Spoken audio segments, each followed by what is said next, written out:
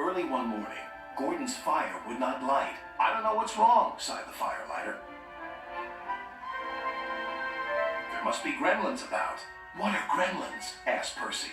"I've heard that they're little green men who play tricks," replied Thomas. "Can we find one?" "Pah!" said James. "Gremlins don't exist. They're just an excuse when things go wrong. If Firelighter says there are gremlins, there are." "Ha!" snorted James. Sir Topham Hatt had heard everything. "Silence!" he said. "I am expecting a VIP, a very important person today. She has heard that all my engines are really useful. Please prove it." "Yes, sir," they all said. "As long as the gremlins let us." "What gremlins?" "The ones in Gordon's fire, sir. That's why he's not ready yet." "I'll see about that," thundered Sir Topham Hatt. And he did. "Gordon, I expect you to be on your best behavior today. You are to pull the special coach for my special visitor.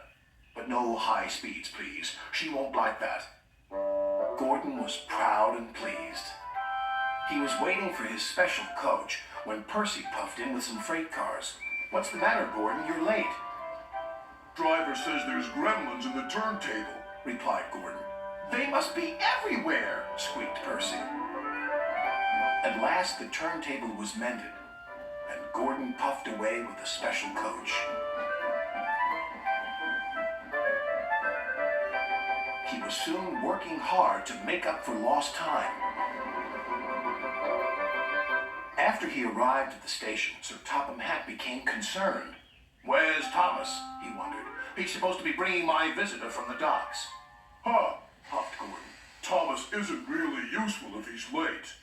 But it wasn't long before Thomas arrived. "I'm sorry. A cow strayed on the line and we had to wait for the farmer to take her away. The driver says your visitor is here safe and sound." "Indeed she is," smiled Sir Topham Hatt. "How nice to see you." "Who is it?" whispered Percy. "I don't know," replied Thomas. "But Sir Topham Hatt is certainly keen to please her. He's arranged a special party for her." "She's got a dog as well," said Percy. "Well, come on, Thomas," said the driver. "You need a drink." "Oh," puffed Gordon. "Thomas is just a lazy little engine. Sir Topham Hatt is expecting me to arrive on time. We're late because of Thomas." Gordon's driver decided to make up for lost time. Then there was trouble.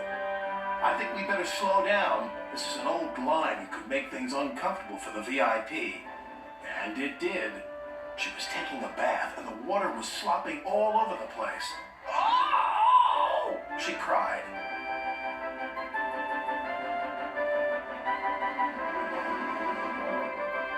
Gordon was very relieved to reach his final destination, where Thomas was waiting to collect Sir Topham Hatt and his special visitor.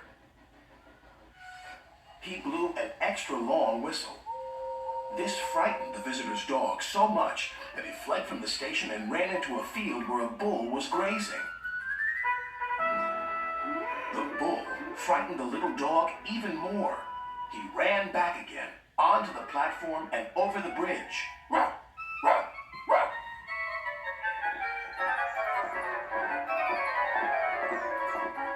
He didn't stop until he jumped straight into Thomas's cab.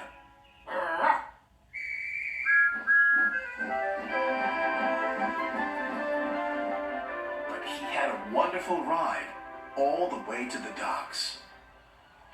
"What's the dog's name?" asked the fireman. "Well, after today's events, I think I'll rename him Gremlin," Sir Topham Hatt chuckled.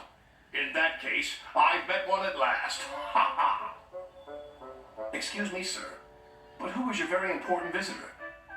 "Why, didn't I tell you? This lady is my mother, and she agrees with me. You are indeed really useful engines, and my mother, of course, is always right. Ha ha ha ha!"